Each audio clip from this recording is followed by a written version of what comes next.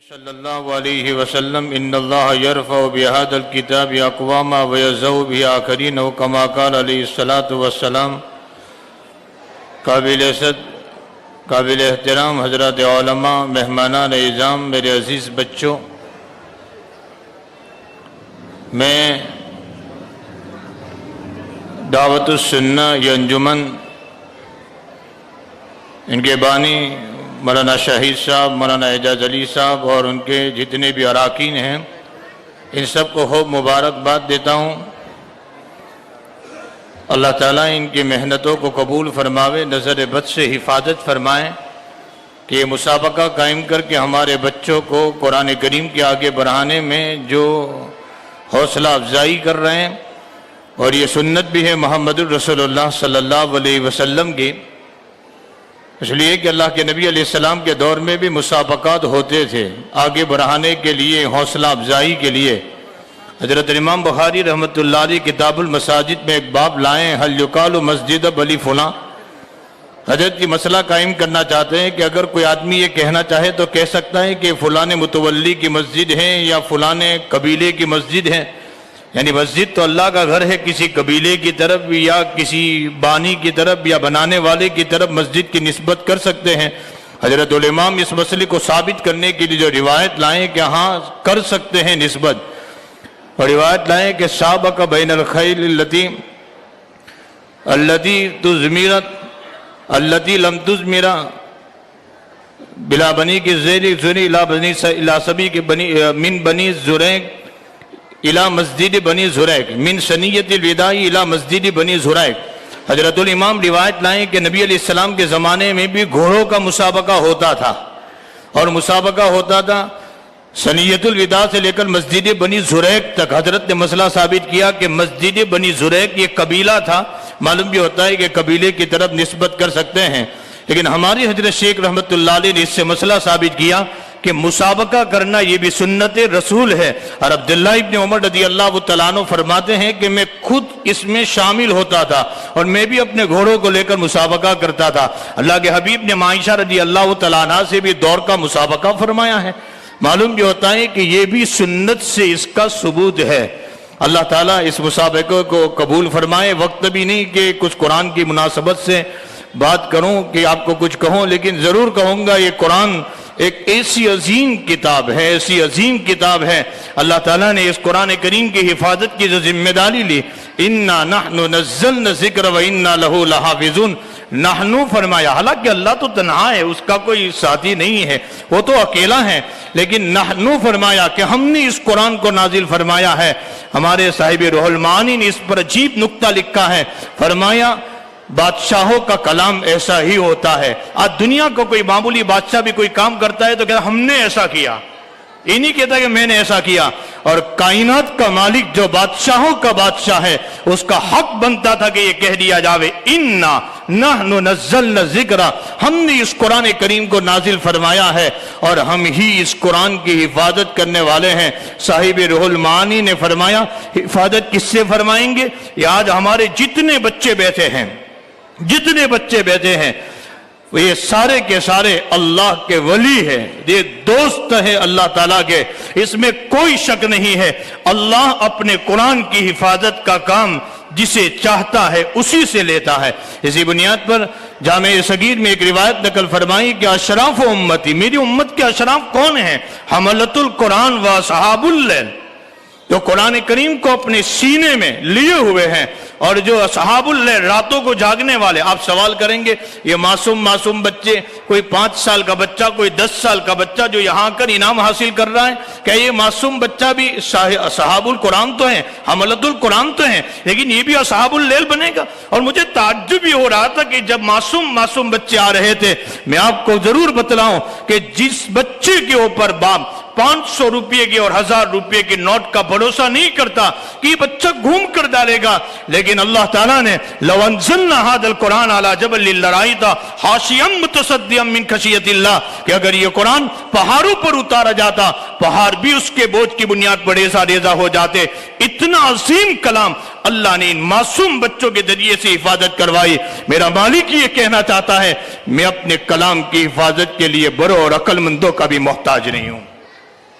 اور وَإِنَّا لَهُ لَحَافِظُونَ، اللہ تعالیٰ کہتے ہیں ہم اس کی حفاظت کریں گے۔ ان بچوں سے اللہ نے قرآن کریم کی حفاظت کروائی ہے، اور کیسی حفاظت کروائی؟ اور یہ اشراف امتی اصحاب حملۃ القرآن، یہ قرآن کو اپنے سینے میں لیے ہوئے ہیں۔ بھائی اصحاب اللیل کا میرے بچوں کو کہوں گا کہ بہت آسان نسخہ ہے، بہت آسان۔ ہمارے حکیم اختر صاحب نے لکھا ہے صاحب روح المعانی کے حوالے سے، اور علامہ شامی کے حوالے سے لکھا ہے، بہت آسان اصحاب اللیل۔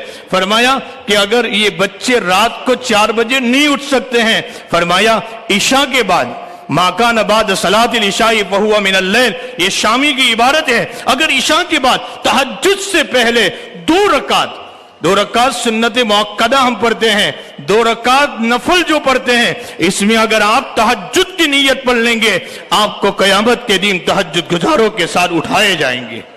فہو من اللیل، اس زمانے میں تسہیل زبان کی عمدہ اعتبار سے بڑی آسانی ہے کہ آدمی رات میں کم از کم سبھی کے لیے ہے کہ رات میں نیت کر لے، 2 رکعت نفل پڑھتے ہوئے تہجد کی نیت کر لے گا۔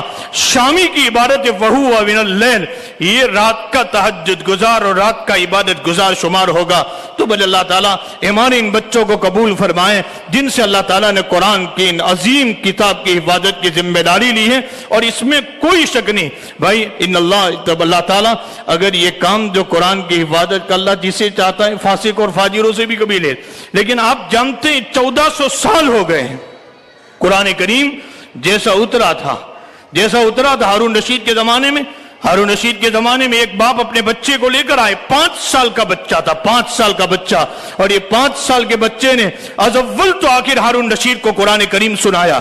آپ نے خواجہ باقی باللہ رحمت اللہ علیہ کا نام سنا ہے، شاہ ولی اللہ صاحب رحمت اللہ علیہ کے سلسلے میں آتے ہیں، جب 3 سال کے ہوئے باپ کا سہارا بھی نہیں تھا۔ اللہ اس قرآن کی حفاظت کیسے لوگوں سے کروا دے، باپ کا سہارا نہیں تھا، ماں نے مکتب میں بھیجا خواجہ باقی باللہ رحمت اللہ علیہ کو۔ مکتب کے استاد پڑھتے ہیں کہ قاعدہ بغدادی پڑھو، حضرت یہ تو میں پڑھا ہوا ہوں، فرمایا کہ سورہ فاتحہ پڑھو، حضرت میں پڑھا ہوا ہوں، یہاں تک کہ 14 پارے حضرت کھولتے گئے، 14 پارے۔ بڑی تعجب کی بات، اللہ اس قرآن کی حفاظت چاہتے ہیں کیسے کیسے بچوں سے۔ 3 سال کا بچہ ہے لیکن کھولتے گئے 14 پارے، اور 14 پارے یہ 3 سال کا خواجہ باقی باللہ سناتا گئے۔ اور اس کے بعد ماں سے پوچھا تیرا بیٹا تو 3 سال کا ہے لیکن قرآن کے 14 پاروں کا حافظ ہے۔ ماں نے کہا یہ بچہ میرے پیٹ میں تھا، روزانہ میں 15 پاروں کی تلاوت کرتی تھی، یہ 15 پاروں کی تلاوت کی برکت تھی، ماں کے پیٹ سے بچہ 14 پاروں کا حافظ قرآن بن کر آیا تھا۔ اللہ جسے چاہتا ہے اس قرآن کی حفاظت لیتا ہے۔ بھائی یہ سعادت بزور بازو نیز، اللہ جسے چاہتا ہے یہ سعادت عطا فرماتے ہیں۔ بڑی مبارکبادی کے قابل ہمارے بچے ہیں، ان کو دیکھنا بھی ثواب ہے، میں تو کہتا ہوں۔ اور ہمارے جن لوگوں نے ان کی حوصلہ افزائی فرمائی، حوصلہ افزائی، یقیناً ہمارے حضرت گنگوئی رحمت اللہ علیہ کا قول سنا دو، اللہ ان بچوں کی محبت کی نگاہوں سے دیکھنے والے کو دنیا اور آخرت میں ضائع نہیں فرمائے گا۔ جن لوگوں نے اپنی حلال کمائی، اپنا وقت قربان کر کے ان بچوں کی حوصلہ افزائی کی، اللہ ان کی دنیا بھی کامیاب بنا دے گا، اللہ ان کی آخرت بھی کامیاب بنا دے گا۔ یہ ہمارے وہ بچے ہیں، اشراف امتی ہیں، یہ اولیاء ہیں جن کے ذریعے سے اللہ تعالیٰ اس قرآن کریم کی حفاظت کروا رہے ہیں۔ بہرحال مجھے تو بہت مختصر وقت بھی دیا گیا تھا، آپ لوگوں کی توجہ کی بنیاد پر میں نے 2-4 منٹ زیادہ بھی لے لی۔ بس دعا کریں اللہ تعالیٰ ہم سب کی حاضری کو قبول فرمائے، ضرور اللہ تعالیٰ ہم سب کی حاضری قبول بھی فرمائے اور مختصر دعا بھی فرما لیں۔ اللہم صلی علی سیدنا محمد وعلی آل سیدنا محمد وبارک وسلم۔ اللہم انا علی ذکرک وشکرک وحسن عبادتک، اللہم لک الحمد حمدا کثیرا کما انت اہلہ، اللہم لک الحمد انت قیم السماوات والارض، اللہم لک الحمد انت رب السماوات والارض، لا الہ الا انت سبحانک انی کنت من الظالمین۔ یا ارحم الراحمین، یا اکرم الاکرمین، یا ستار العیوب، یا ذی القوۃ المتین۔ اللہ ہم سب تیرے گنہگار بندے ہیں، خطا کار ہیں، سیاہ کار ہیں، بدکار ہیں، مالک کسی بھی ہیں، بندے تو تیرے ہیں، اللہ تیرے بندے ہیں، تیرے نام لینے والے ہیں۔ اللہ تیرے لادل نبی کی امتی ہاتھ اٹھا رہے ہیں، اللہ لاج رکھتے ہوئے ہم سب کے گناہوں کو معاف فرما۔ مالک کون ہے تیرے علاوہ؟ اللہ تو ہی ہے بخشنے والا، تو ہی ہے رحم کرنے والا، تو ہی ہے کرم کرنے والا، ہم سب کی بخشش فرما دے۔ اللہ حاضرین کی حاضری قبول فرما لے۔ یہ اللہ سبھی آنے والے دور و دراز سے آئے ہیں، مالک تیرے کلام کی نسبت پر آئے ہیں، اور تو اپنے کلام کی نسبت پر آنے والوں کو ضائع نہیں کرتا۔ اللہ سب کی حاضری قبول فرما، ان کی مقاصد اور امیدوں کو پورا فرما۔ اے اللہ یہ مسمع نسبت قرآن پر آیا ہوا ہے، تیرے قرآن کی نسبت پر آیا ہوا ہے، سب کے دلوں میں کچھ ارادے لے کر بیٹھے ہیں، اللہ ان کی ارادوں کو پورا فرما۔ دعوت و سنہ کی جانب سے یہ جو مسابقہ ہوا ہے اللہ اس کو تو اپنے فضل سے قبول فرما۔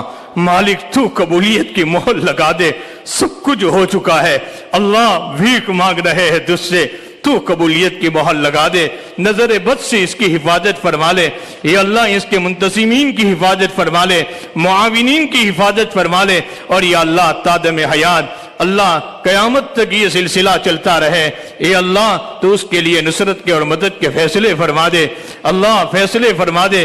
جن لوگوں نے بڑے دل کھول کر تعاون کیا ہے مالک تو اپنے شان نشان ان کو دنیا آخرت میں بہترین بدلہ عطا فرما۔ اے اللہ ہم سب کی دعاؤں کو قبول فرما۔ عجیب ملک کے حالات ہے میرے مالک، آج یہ مجمع قرآن کی نسبت پر آیا ہوا ہے، اس ملک میں امن و امان عطا فرما۔ اللہ امت مسلمہ کو امن و امان عطا فرما۔ یا اللہ ملک کے ہر فرد کو امن و امان عطا فرما، اس ملک میں سمون اور اطمینان عطا فرما۔ اے اللہ یہاں کے بسنے والی قوموں کے دلوں میں یا اللہ مسلمانوں کے اور مسلمانوں کے شاعر کی عظمت اور محبت پیدا فرما دے۔ یا اللہ ہم سب کی دعاؤں کو قبول فرما۔ یا اللہ یہ مجمع تیرے در کا سوالی ہے، اللہ سوالی ہے، اللہ تو قرآن میں بھی تو فرماتا ہے وَأَمَّا السَّائِلَ فَلَا تَنْهَرْ، سوالی تمہارے در پر آ جاوے اس کو دھتکار کر مت نکالا کرو۔ مالک اس میں علماء بھی ہے، صلحاء بھی ہے، سفیدریش والے بھی ہے، اللہ معصوم بچے جنہوں نے اپنے سینے میں قرآن اتارا ہے اللہ وہ بھی ہے، اللہ وہ نوجوان بھی ہے، اللہ کوئی تو ہوگا تیرا چہیتا مالک، کوئی تو ہوگا تیرا لادلہ۔ اللہ امت کے سارے بیماروں کو شفا عطا فرما۔ اے اللہ جو ہسپتالوں میں سوئے ہوئے ہیں سارے بیماروں کو بھی مکمل شفا عطا فرما۔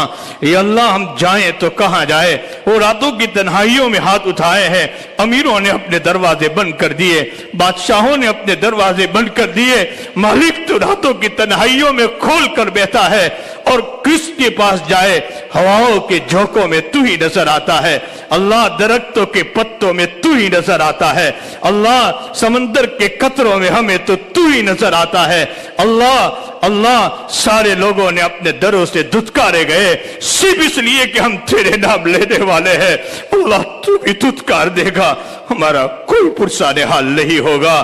اللہ ہم سب کی حاضری کو قبول فرما، ہم سب کی دعاؤں کو قبول فرما۔